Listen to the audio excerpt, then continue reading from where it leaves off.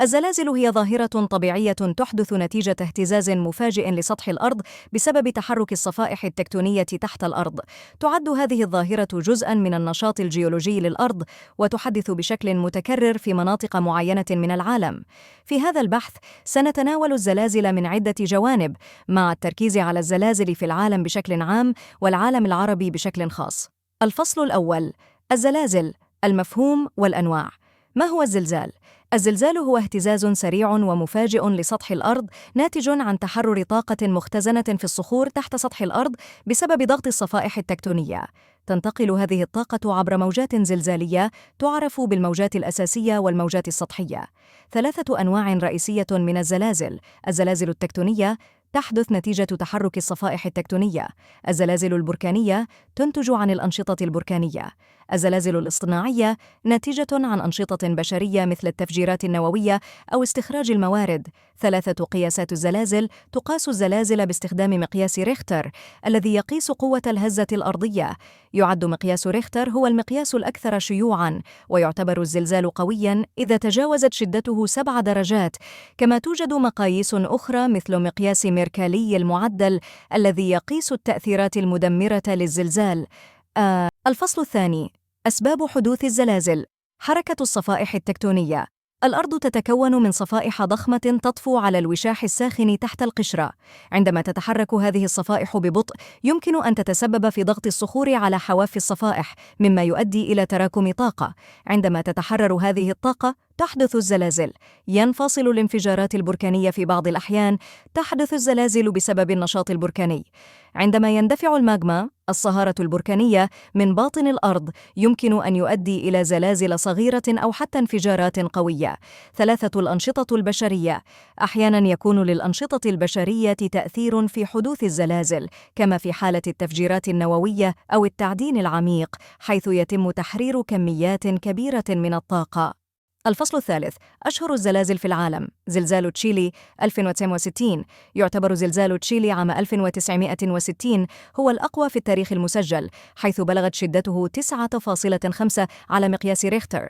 تسبب الزلزال في تدمير كبير وأمواج تسونامي في المحيط الهادئ. زلزال تسونامي المحيط الهندي 2004 بلغت شدة هذا الزلزال 9.1، وتسبب في أمواج تسونامي ضربت عدة دول آسيوية وأدت إلى وفاة أكثر من 230 ألف شخص. 3 زلزال هايتي 2010. هز هذا الزلزال هايتي بقوة 7 درجات وأدى إلى دمار هائل في العاصمة بورت أو برنس، وتسبب في وفاة ما يزيد عن 160 ألف شخص. الفصل الخامس: الإجراءات الاحترازية لمواجهة الزلازل. تعزيز البنية التحتية. تعد تحسينات البنية التحتية، خاصة في المناطق المعرضة للزلازل، من أهم الإجراءات لتقليل الخسائر. استخدام تقنيات البناء المضادة للزلازل يمكن أن يقلل بشكل كبير من الأضرار المادية والبشرية. التوعية العامة. توعية السكان بكيفية التصرف أثناء وبعد الزلزال، مثل الاحتماء تحت الطاولات وتجنب الهروب إلى الخارج أثناء الهزة، يمكن أن ينقذ العديد من الأرواح. 3 أنظمة الإنذار المبكر. تعمل أنظمة الإنذار المبكر على تحذير السكان قبل وقوع الزلزال ببضع ثوان أو دقائق، مما يتيح لهم فرصة للجوء إلى أماكن أكثر أماناً. زلازل في العالم العربي. الزلازل في منطقة المغرب العربي. تعتبر منطقة المغرب العربي واحدة من أكثر المناطق عرضة للزلازل في العالم العربي. المغرب والجزائر شهدتا زلازل مدمرة عبر التاريخ. أحد أبرز هذه الزلازل هو زلزال مدينة أغادير في المغرب عام 1960 الذي أودى بحياة أكثر من 15 ألف شخص. تعد مصر أقل عرضة للزلازل مقارنة بدول العالم العربي الأخرى، إلا أنها شهدت بعض الزلازل القوية. أحد أبرز الزلازل كان زلزال عام 1992 الذي بلغت شدته 5.8 درجات وأدى إلى وفاة أكثر من 500 شخص. 3 الزلازل في منطقة الخليج العربي. رغم أن منطقة الخليج العربي أقل عرضة للزلازل من مناطق أخرى، إلا أن قربها من منطقة حزام الزلازل الإيراني يجعلها تشعر ببعض الهزات الأرضية. زلازل إيران القوية مثل زلزال بم عام 2003 يؤثر أحياناً على دول الخليج. 4 الزلازل في بلاد الشام. تتعرض منطقة بلاد الشام أحياناً للزلازل، حيث تقع على حافة الصفيحة العربية.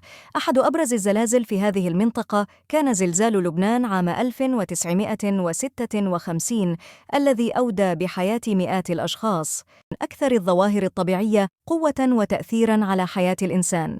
بينما لا يمكن التنبؤ بوقوعها بشكل دقيق، فإن الفهم المتزايد لحركة الصفائح التكتونية وتطوير أنظمة الإنذار المبكر يمكن أن يسهم في تقليل الأضرار الناجمة عنها. في العالم العربي تواجه بعض الدول تحديات كبيرة بسبب وقوعها في مناطق نشاط زلزالي، مما يتطلب استراتيجيات وقائية متقدمة. لا تنسوا الإعجاب بالفيديو والاشتراك في القناة تشجيعاً لنا لنستمر بنشر المزيد إن شاء الله.